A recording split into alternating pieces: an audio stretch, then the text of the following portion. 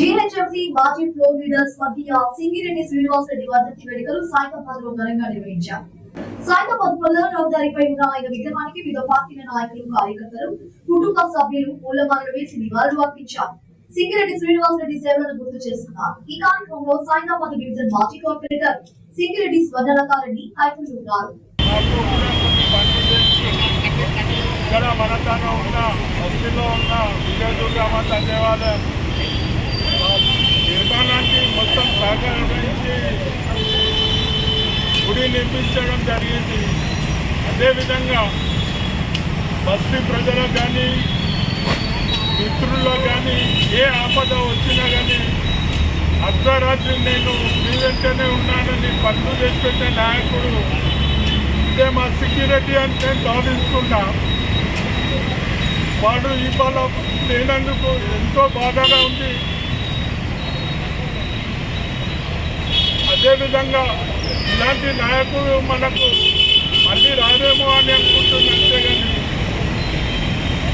చూడాలి. ఇక ఇప్పుడున్న నాయకులు ఎవరైనా కానీ భక్తికి మేలు చేస్తారని కోరుకుంటాం.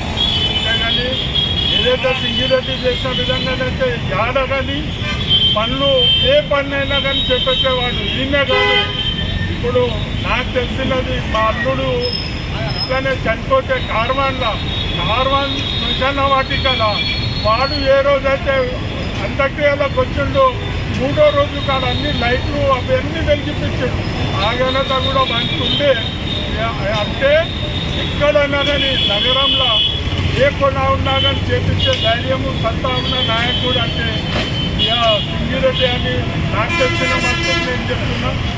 అతనికి నా మనస్ఫూర్తిగా శ్రద్ధాంజలి ఘటిస్తూ ధన్యవాదాలు.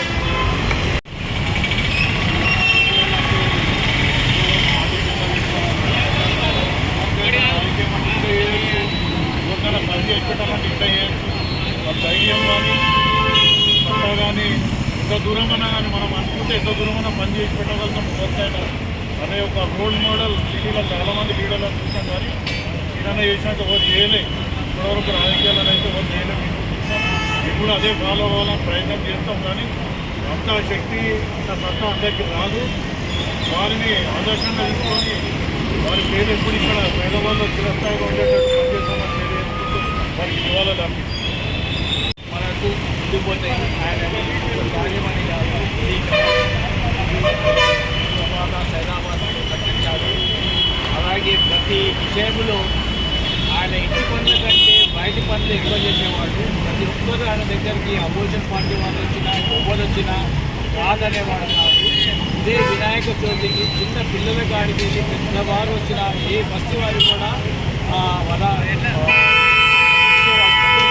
కానీ ఎవరికి నిరాశ పట్టుకుంటున్నారు. ప్రతి దగ్గర ప్రతి పార్టీ వాళ్ళతోటి మంచి మంచి ఉండేవాడు. ఇటువంటి వ్యక్తి దొరకడం చాలా కష్టం. అందుకే సూర్యచంద్రుడు రోజులు సింగిరెడ్డి పేరు ఉంటుందని నేను నా అభిప్రాయం.